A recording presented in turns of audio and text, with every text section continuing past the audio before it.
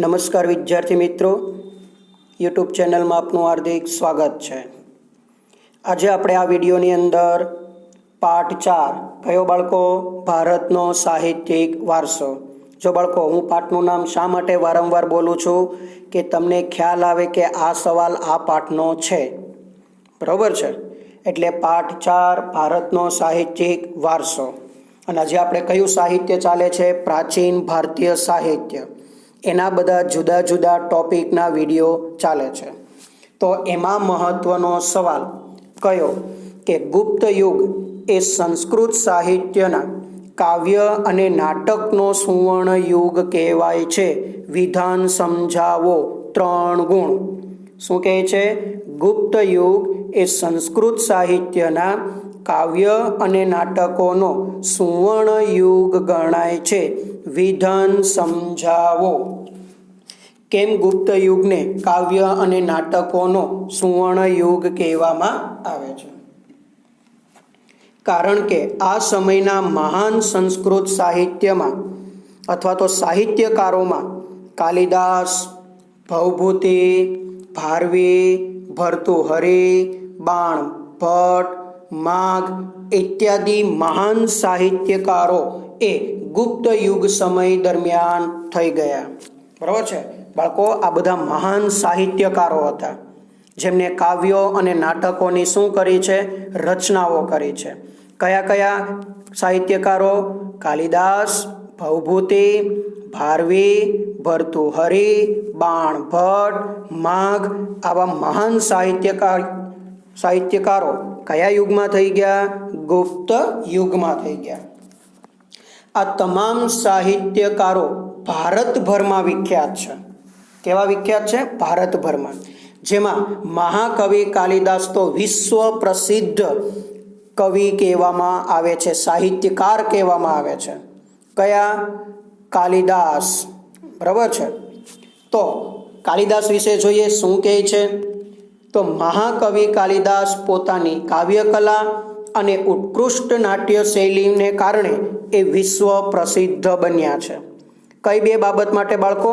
કાવ્ય કલા અને ઉત્કૃષ્ટ નાટ્ય શૈલી, એના માટે તે વિશ્વ પ્રસિદ્ધ કવિ અથવા સાહિત્યકાર અથવા તો નાટ્યકાર બન્યા છે।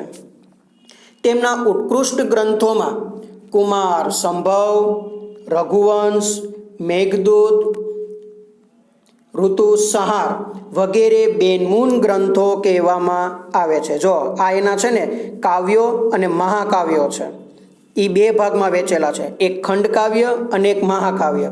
એમાં જે કુમાર સંભવ ને રઘુવંશ છે ને એ ખંડકાવ્ય છે, અને મેઘદૂત અને ઋતુસંહાર એ બે મહાકાવ્યો છે, બરાબર છે? તો આ જે 4 કાવ્યો છે, કુમાર સંભવ, રઘુવંશ, મેઘદૂત અને ઋતુસંહાર, એની રચના કોણે કરી?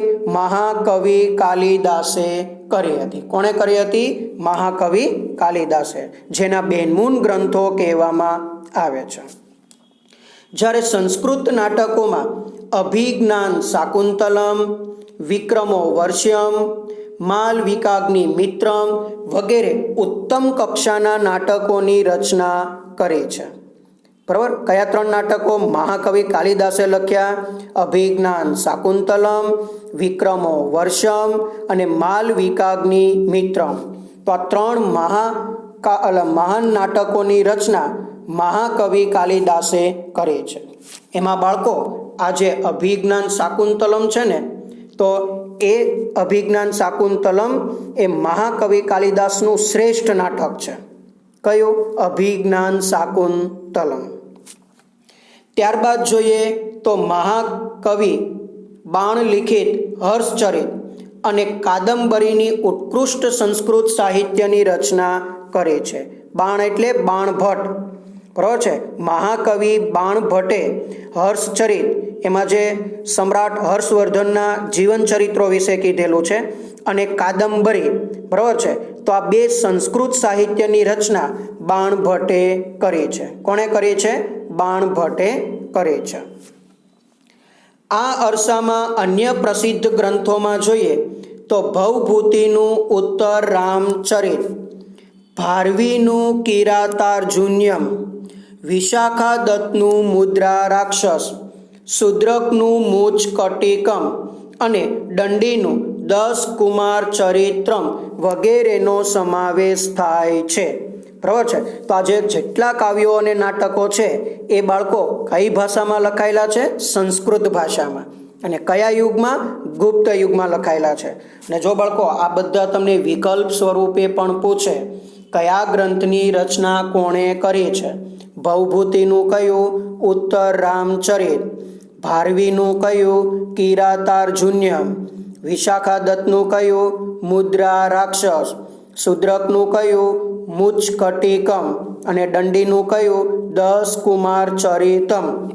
બરાબર છે. તો આવા બધા સંસ્કૃત સાહિત્યો ગુપ્ત યુગ સમય દરમિયાન લખાયા હતા. અને આમાંથી બાળકો તમને જોડકા સ્વરૂપે પણ પૂછે. એક બાજુ બધા સાહિત્યકારોના નામ આપેલા હોય અને એક બાજુ એમના ગ્રંથોના નામ આપેલા હોય અને યોગ્ય જોડકું જોડવાનું હોય છે. બરાબર. અને જોડકું પણ બાળકો તમે જો 2 થી 3 ગુણની અંદર પૂછાય છે. એટલે આવી રીતે પણ તમને બોર્ડમાં પૂછી શકે. આ સાહિત્યિક ગ્રંથોના મુખ્ય વિષયોમાં જોઈએ કે આ જે બધા ગ્રંથો લખાયા, બરાબર, કાવ્યો, નાટકો, બરાબર, એ લખાયા તેના મુખ્ય વિષયોમાં રાજકીય ઘટનાઓ, પ્રણય પ્રસંગો, રૂપકો, હાસ્ય પ્રસંગો અને તત્વજ્ઞાન વિશે હતા. બરાબર છે. એટલે આ જેટલા પણ બધા ગ્રંથો લખાયા એ ગ્રંથો રાજકીય ઘટનાઓ પર આધારિત છે, પ્રણય પ્રસંગો પર આધારિત છે, રૂપકો પર આધારિત છે, હાસ્ય પ્રસંગો પર આધારિત છે અને તત્વજ્ઞાન પર આધારિત છે. એટલે આમ ગુપ્ત યુગ સમય દરમિયાન અનેક ગ્રંથો એ સંસ્કૃત ભાષામાં લખાયેલા હતા, જેમાં કેટલાક કાવ્યો હતા તો કેટલાક નાટ્ય ગ્રંથો પણ હતા. એટલે એવું કહી શકાય કે ગુપ્ત યુગ એ સંસ્કૃત સાહિત્યના કાવ્ય અને નાટકોનો સુવર્ણ યુગ કહેવામાં આવે છે. બરાબર છે. કયો યુગ કહેવામાં આવે છે બાળકો? સુવર્ણ યુગ કહેવામાં આવે છે. કેમ સુવર્ણ યુગ? તે આપણે જોયું કે કેટલાય સાહિત્યકારો થઈ ગયા અને એમણે કેટલાય કાવ્યો, નાટકોની રચનાઓ કરી અને કેટલાક ગ્રંથોની પણ રચના કરી. એટલે સૌથી વધુ કાવ્યો અને નાટકોની રચના ગુપ્ત યુગ સમય દરમિયાન થઈ હતી. એટલે ગુપ્ત યુગને સંસ્કૃત સાહિત્યના કાવ્ય અને નાટકોનો સુવર્ણ યુગ કહેવામાં આવે છે. ઓકે, ધન્યવાદ બાળકો.